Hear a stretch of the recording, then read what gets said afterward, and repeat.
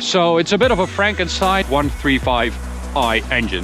These wheels are from an E92 BMW M3 competition. And the wipers don't really like it, but that's 250.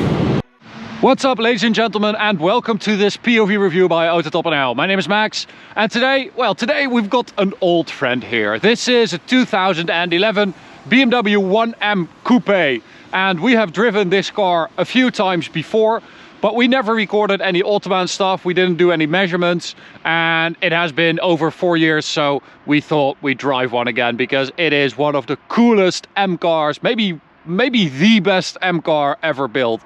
It is just such a gem. And today Andre has been kind enough to loan us his car for a couple of hours. You can follow him. I'll put his Instagram stuff in the description and the top comment, so you can check him out and follow him if you like. Today I'm going to walk around it. We'll do a quick recap of what the 1M Coupe is, and then we'll take it for a drive towards the Autobahn for an Autobahn blast. But before we begin, don't forget to subscribe and hit the notification bell to receive updates when we upload a new video. And check us out on Instagram if you like, at AutoTopNL. All right, so let's start with, well, let's go back to 2011. What happened? There's this story that goes around, which I've heard a couple of times before.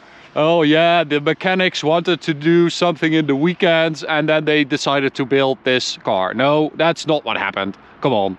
I've heard this story too many times to be true. So they wanted to build a small M car. They wanted to go back to the roots. I mean, the E30 M3 was a very small car, probably around this size, and they didn't really have any budget cut out for that. So they didn't want to spend too much money, but they did want a small M car. I think that's how it happened. What did they do? Well, it is a parts bin car, so it's a bit of a Frankenstein. They took parts from all over the range, and well, mostly from the E92 M3 and M3 competition, and put it on this small 1 series.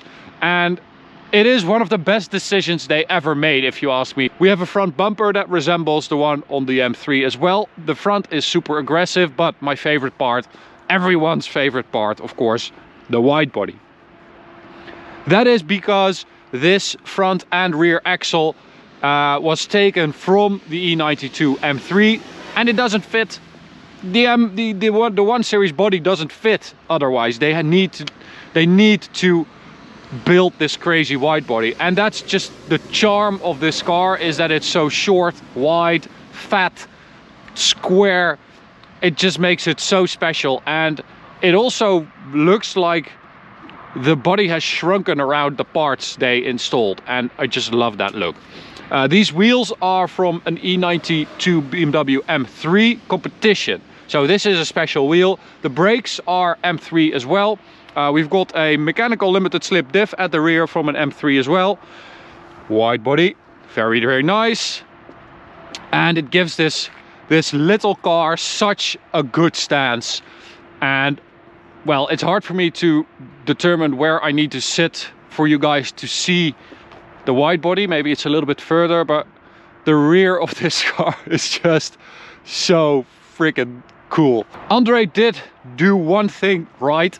Well, he did a lot of things right, but one thing in particular, he installed this Akrapovic back box and tailpipe exhaust. So it's not a full exhaust, but it is the back box, which means that it sounds a lot better than stock, because stock it is a bit quiet for my liking, but with this back box you can really hear the difference. And it also has some valves, which I will show you in a minute. So what do we have? Well, this engine is the N54 3-liter twin turbo inline 6 engine. This is basically the 135i engine, so it's not a full-blown M engine, but it is a tweaked by M version of the 135i engine. This produces 340 horsepower and 450 newton meters of torque, 500 newton meters of torque with overboost, and you can really feel that it's very torquey. And because it's a manual, only available with a manual gearbox, you can really feel that torque. It's a very special experience to drive this car, especially in the wet. Yeah, it's on Michelin Pilot Supersport tires, which are, well, they're known for the fact that they are rubbish in the wet and in the cold. And it's about 3 degrees out today and it is wet. So yeah, it is a very special combination. On the interior we have, well, nothing really special. You can see that it is just a 1 series that they amified a little bit.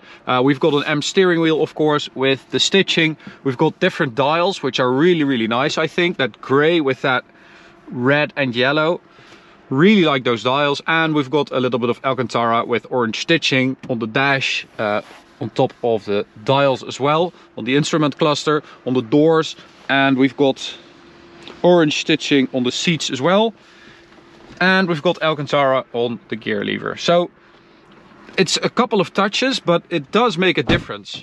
Oh, I wanted to let you guys hear the exhaust, of course. So door open, and well, we need a key.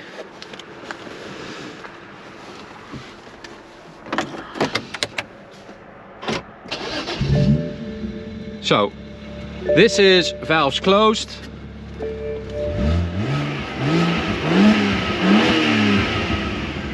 Which I would say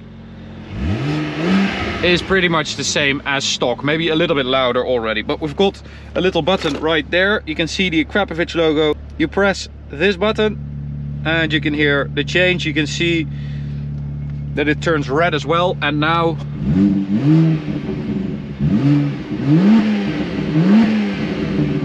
it's definitely louder. It's got a little burble in it and it sounds really nice because it has that, I don't know, a little bit of a racy raw edge to it, which I really like. So let's take it for a drive. As I said, it is very tricky in these conditions. Honestly, it's one of the most tricky cars I've driven in a long time. Even a 700 horsepower M3 in the dry is not as tricky as this car in the wet. So maybe it's a little bit comparable, but this has a manual gearbox and a lot of torque, so that does feel a lot different. Okay, so we'll select M mode here on the steering wheel, which, oh, it's a sort of a super drive. Suddenly you go very fast, but it's just throttle mapping and stuff like that. Now, driving this car is every bit as wonderful as you think it is. It shouldn't work, but it does work. It's a little bit strange, but that's why it's good and nice. And we don't have that sort of stuff anymore. I feel like those weird cars that everyone loves, but are just a little bit off. I think that's the best way to describe.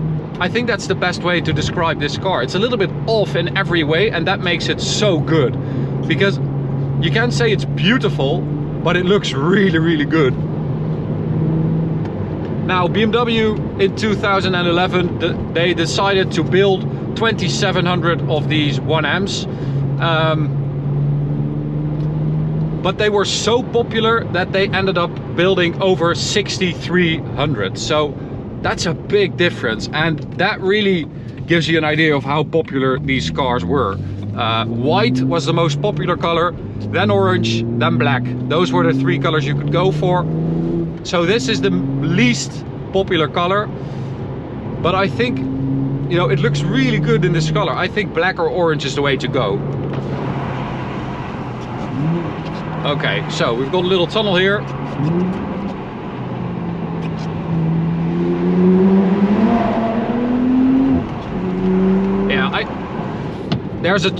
It's just a turn. I can't floor it, so you don't have that much sound. It's honestly, I'm not exaggerating. It's seriously tricky, but it is really good. You have so much control and connection to the car, or with the car, but it's all over the place. That's just, I don't know, 60% throttle and the rear starts sliding. It's insane. So the cool thing about this car and about the fact that it is so tricky is that it feels like something really special. You know, it is much more intimidating to drive than a regular 135i of that generation. I honestly would think if you put some Michelin Pilot Sport 4S tires on this car, it would absolutely transform it. But the way it is now, it is seriously intimidating, and I absolutely love that. Okay, now at speed we can floor it. This is 4th gear, and you can feel that it does have some power, and you can feel that it's not that heavy.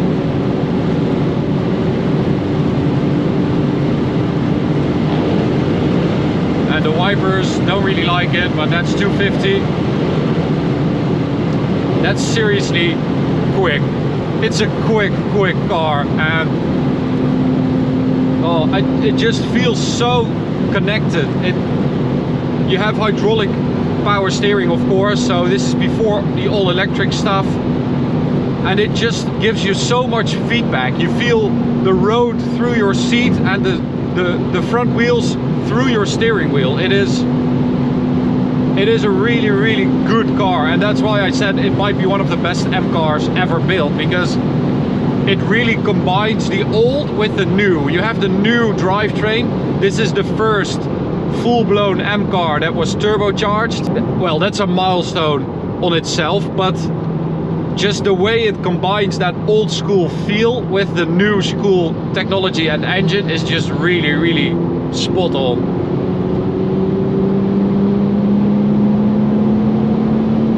So the 100 to 200 time is 11:88, which is comparable to a BMW M140i with automatic gearbox. So it is seriously quick.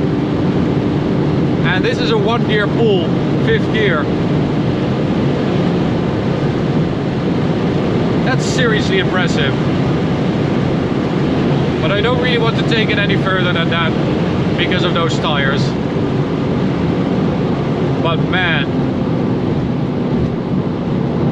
they really know how to build a good car. It's just the manual, it's still like a, I don't want to say a weak spot, but it's not as delightful and just satisfying as the rest. And I was talking to Martijn about this, and he said, well, how is it that BMW have been building these performance cars with manual gearboxes for like 40 or maybe 50 years, and you drive a Honda Civic Type R and it has a nicer manual gearbox than a 1M, which is just weird, I think. And I totally agree. I mean, they should be better at this. I don't know what's up with these manuals. We drove an M4 a couple of years ago with a manual gearbox. It was absolutely horrible to drive. This is actually quite a bit better than that M4. And I really hope that our new BMW M3, which we ordered with a manual gearbox, will be something like this, because for a BMW this is actually really good. But oh, that straight 6 sound with that Grabación back box, it's really nice. That's a really good mold, Andre. You did a good job, because it really livens up the car and the experience of driving it. Thank you so much for taking your car to us as well. I absolutely loved driving it again after 4 or 5 years. So, and to you guys, thank you for watching. Hope you enjoyed it. You can subscribe by clicking the big button right there. You can also check out this video or go check out this playlist. See you the next one. Bye.